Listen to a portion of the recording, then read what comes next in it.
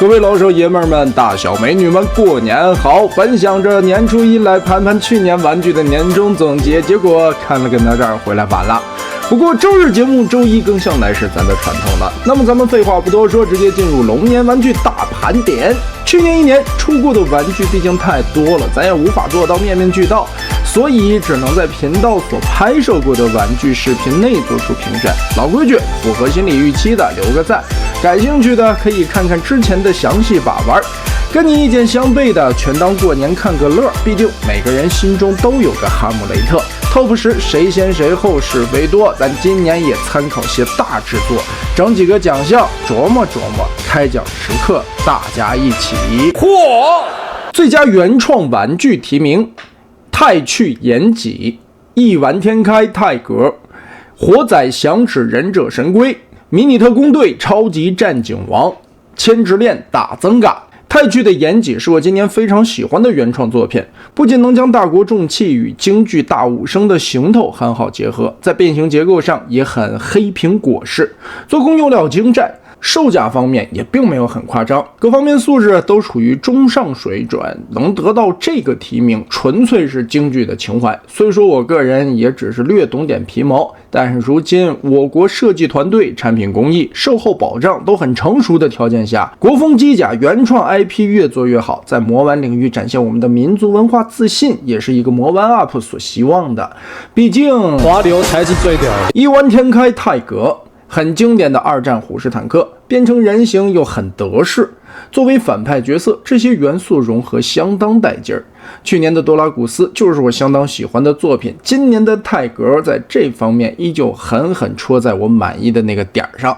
看来我果然很适合当个大反派呢！哈哈哈哈哈！作为授权 IP 原创设计，火仔响指的忍者神龟把机甲概念非常好的切入忍者神龟的元素中，他们并不是千篇一律的简单换色，而是对每一个角色的理解，设计了4种完全不同的风格，加上成品模型天花板级别的做工、沉甸甸的分量和丰富的武器互动玩法，让4只神龟的机甲别具一格。说完国产原创，再来说说国外的。韩国的迷你特工队在印象中一直是个非常子宫向的 IP， 但就在去年，一款超级战警王横空出世，直接成功突入成人魔玩圈。帅气的造型功不可没，加上全身叮当作响的齿轮关节和扎实的用料，好玩的设计，能让变玩圈老玩家重新回到那个心心念念的时代，回味那个时代才有的产品素质，并且作为勇者系列的精神续作，想必也会激发许多人的童年感动吧。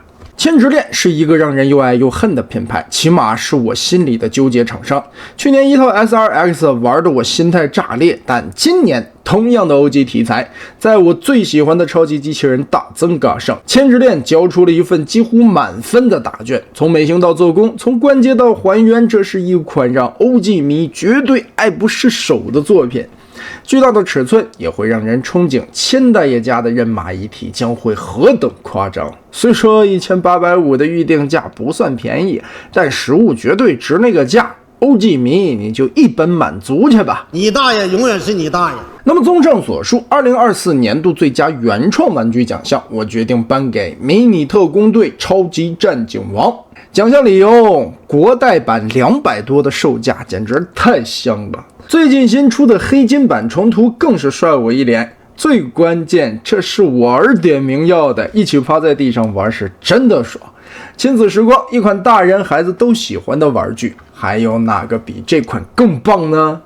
最佳变形金刚提名：大亚克隆大基地、传世联合岩冲天、MPM 吵闹、SS86 擎天柱、SS109 威震天。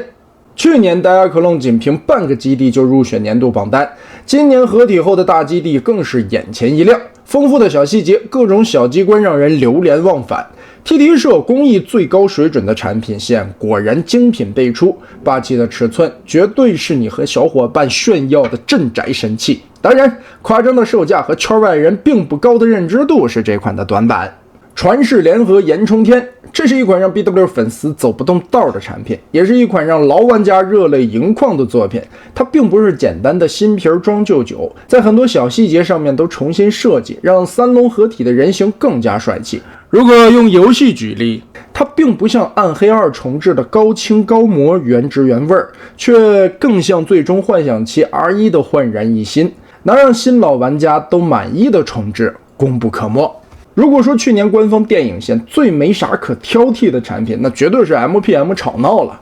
两形态的还原度和坚固效果都非常不错，美中不足的坦克后半个窟窿也能用炮塔遮盖起来，人形更是在 CG 级别的还原度，最关键做工用料还都没啥太大问题，属于是 MPM 出到现在代工最好的产品。战损特效间的搭配也比碎骨魔效果更棒，如果你是电影粉，我想你的年度产品绝对是它。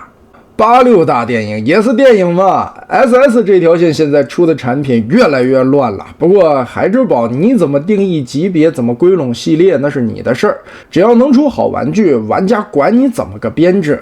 SS86 擎天柱的感动是刻骨铭心的，还原的造型，精彩的设计，丰富的互动玩法和大电影名场景的弹射车头，甚至它的车厢竟然都没有水纹，太棒了。但美中不足，撞反的脚后跟，孩之宝啊，你可长点心吧。其实去年的 SS 线还有一款相当有诚意的产品，但是你说吧 ，SS109 这就是个事儿。孩之宝到现在电影都不打算拍了，外传威震天究竟啥样也神龙见首不见尾，给了几个概念图，玩具就放出来了，结果载具形态一个比一个拉胯。说实话，还真没玩家脑洞开发的那几个好看。但是你说这款人形360度无死角的棒，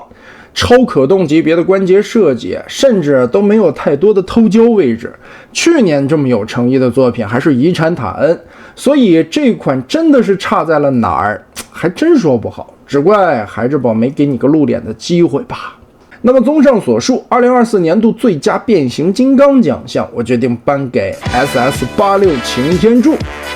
这是一款让老玩家大呼过瘾，让官方死忠扬眉吐气的产品，甚至我个人的评价 MP44 在它面前都一文不值。对于擎天柱这个题材，我只在3款作品上有过这样的感动和崇拜感。第一次是和森正治的 THS-02， 第二次是连井彰悟的 MP10， 第三次便是它。这个评价在我这里毫不为过，我不惜用各种溢美之词去赞扬它的优点。年度最佳变形金刚实至名归。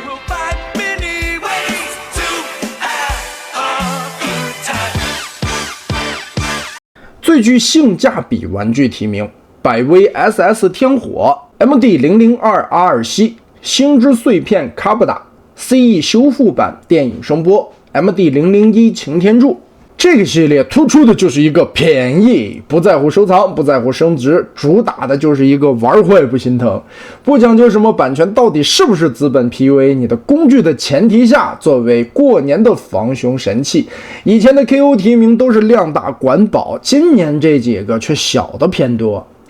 百威的电影柱子绝对是去年这个奖项唯一候选人，但今年百威终于把天火吐出来了，不仅吐出来，它还魔改了。你还真别说，这廉价线的廉价 KO 版组装在一起还真像那么回事儿哈。虽说配件包改动部分有些地方设计还不太成熟，但就往那一放，你就说带不带劲儿吧。而后面天火还出了简装版，虽说是不带配件包的原版合体方式，但胜在价格更便宜了。MD002R 西这个就太香了，谁能拒绝一只赛博坦贝魔？最关键它才60几块。风雷2系香飘万里，数次再版都炒到600多，足见受欢迎程度。去年2家 KO 厂都瞄准这块市场，但具体品质想必大家都有过比较，我只玩过 MD 的，确实已经很不错了，完全对得起这个价。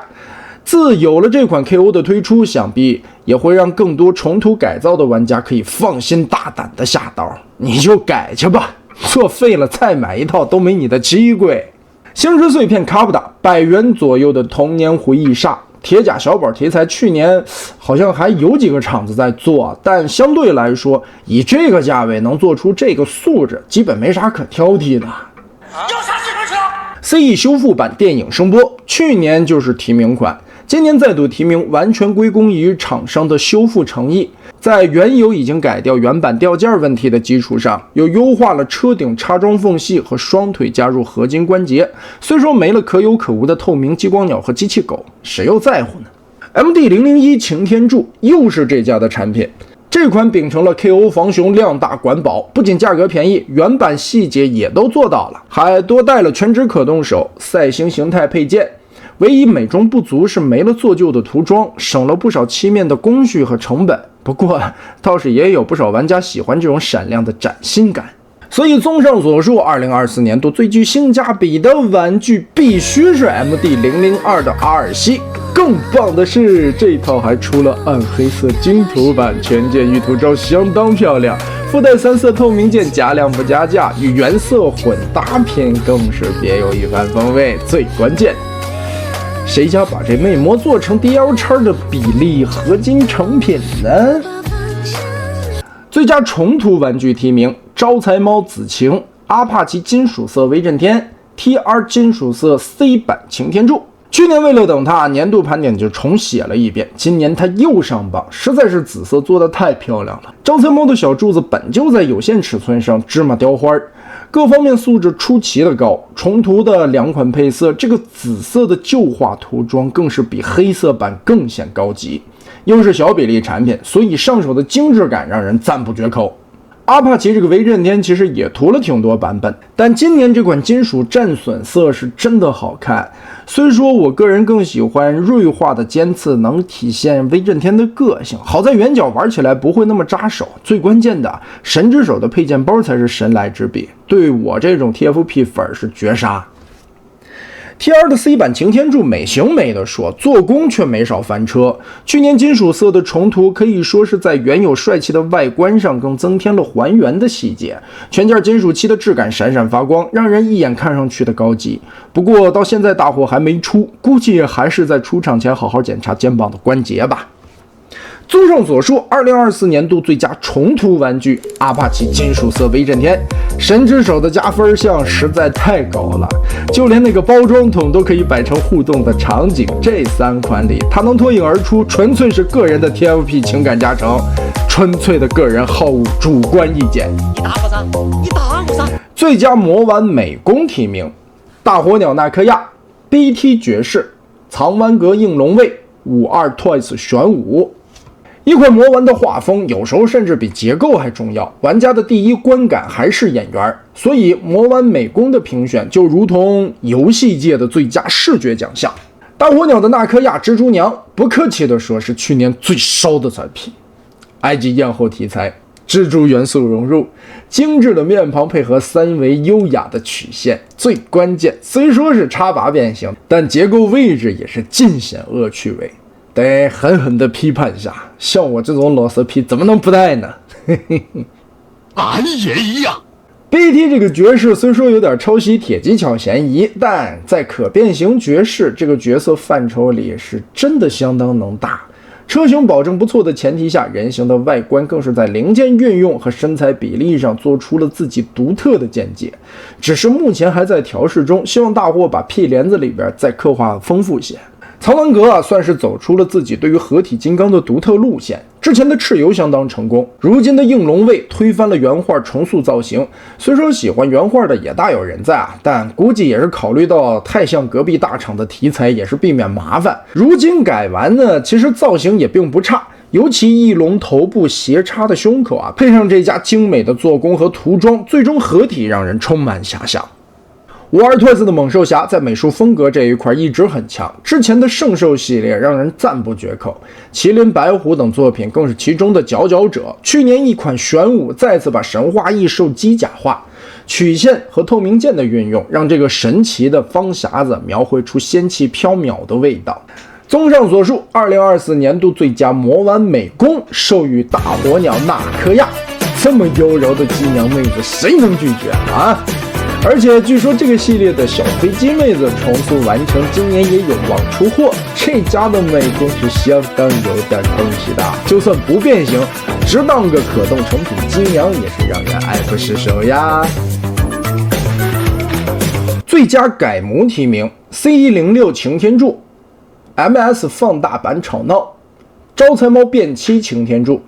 BBT 大黄蜂。原版 MPM 外传擎天柱最大的问题是什么？ C106 这款就改了什么？车型猫耳朵、人形门把手这款都得到了很好的解决，可以说是解决了原版的燃眉之急，可改也并没有改彻底。腿变拖挂位置改完其实效果并不算太好，好在价格便宜，身材也修正得更漂亮了。魔方的小比例混天豹虽说合体采用了作弊式的配件替换，但单体成员不论人形还是载具都可圈可点。去年在小比例的原版就很精彩的前提下，又放大到了配 MP 的身高，细节方面的改动让吵闹的坦克形态更完整，人形暴露位置也更少，也期待后续产品能如何改进。招财猫小擎天柱刚才放最佳重涂，和魔方一样，这款变漆擎天柱也是在小比例基础上进行了放大，还改成了变漆造型。优势在于一体变形的防撞栏完美收纳在身体中央，还能保证背部干净整洁，但下半盘改动略逊。小比例觉得影响不大的地方，放大成 MP 身高就暴露出不足。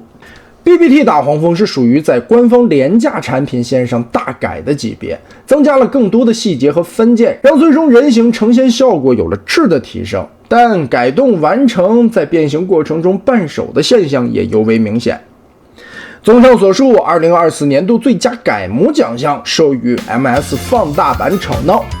改模这种工作本就是在前人基础上换种结构，因为和原设计思路不同，结果倒是良莠不齐。但如果是原设计师自己改，就能统一结构，所以效果会更好。加上之前放大擎天柱有经验，所以吵闹的最终完成度是非常高的。如果他是不能合体的角色，绝对是年度佳品。但毕竟合体作弊，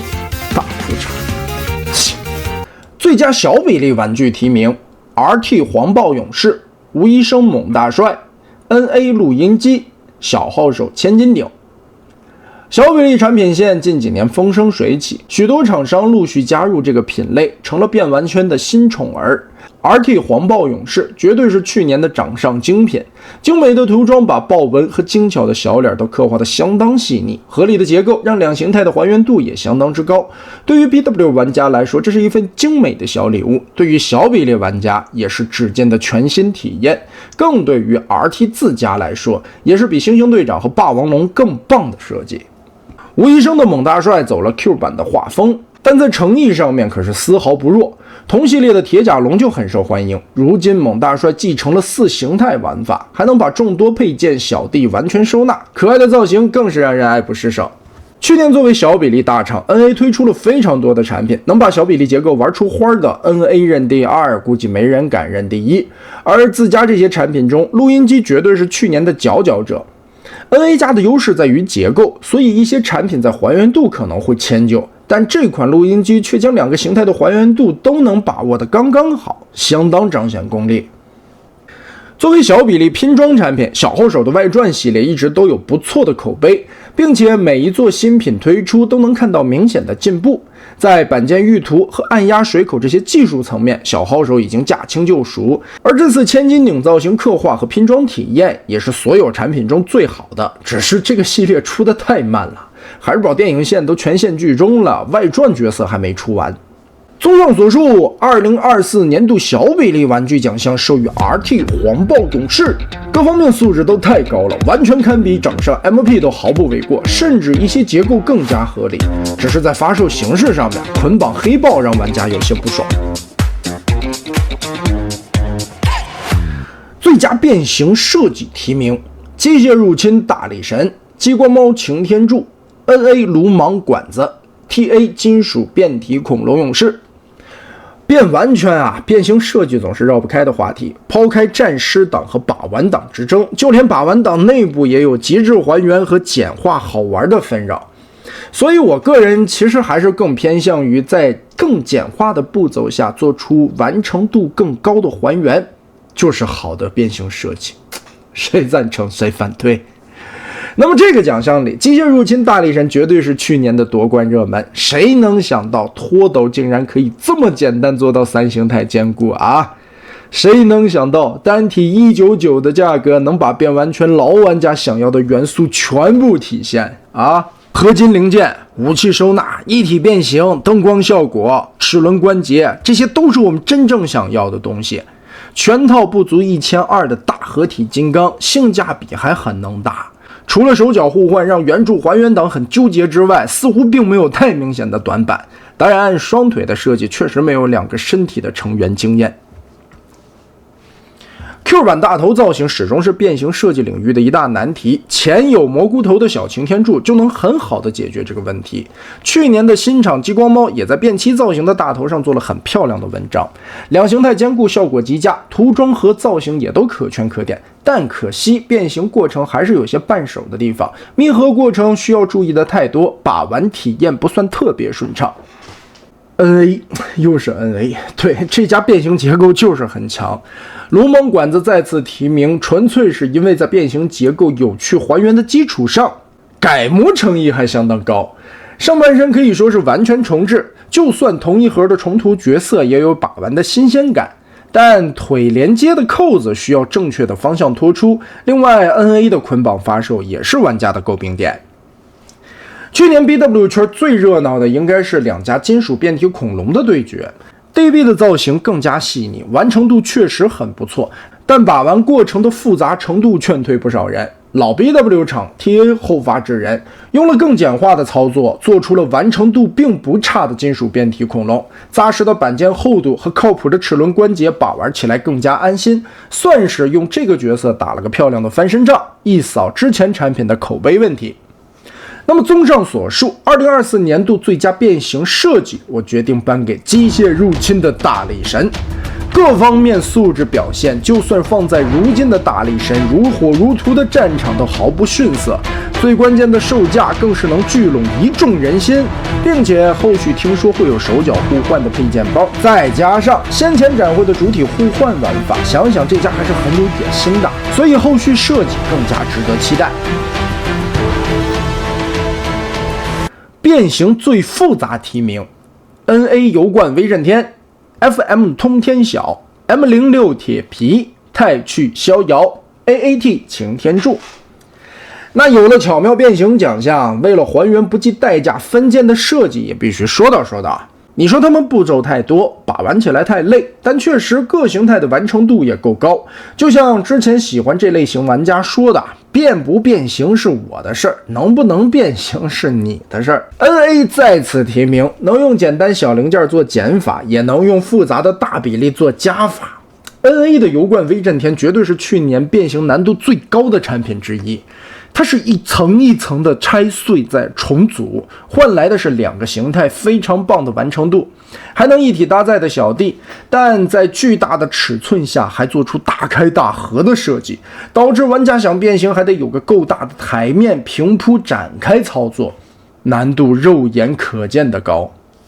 FM 通天晓也是去年复杂设计的代表作，单看它的人形，目前还原度完成度最高的产品也毫不为过。但作为马甲拆分式变形，更多的步骤和更细化的分件让人望而生畏，在形态转换过程中需要各种拆开合并的重组，看得人眼花缭乱，上手变二忘一。得益于这家产品素质过硬，但凡换个代工厂绝对翻车。但其实结构还挺好理解的啊，只是照顾合体形态重复的步骤比较多，如果后面单做擎天柱，估计效果会更好些。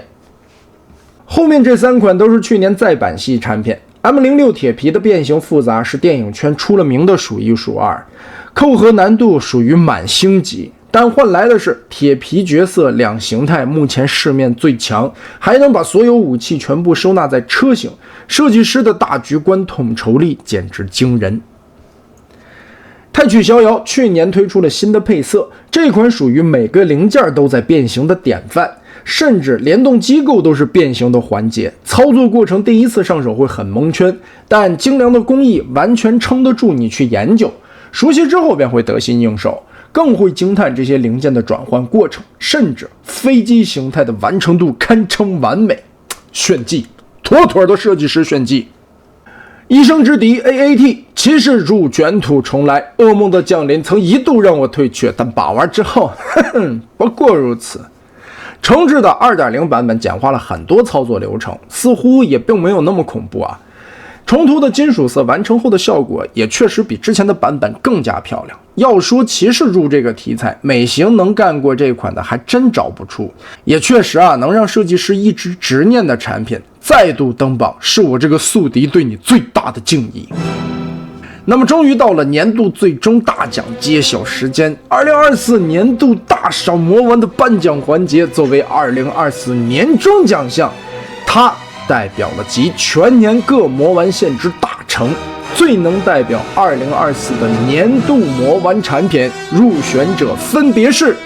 SS86 擎天柱、机械入侵大力神、迷你特工队超级战警王、一丸天开泰格。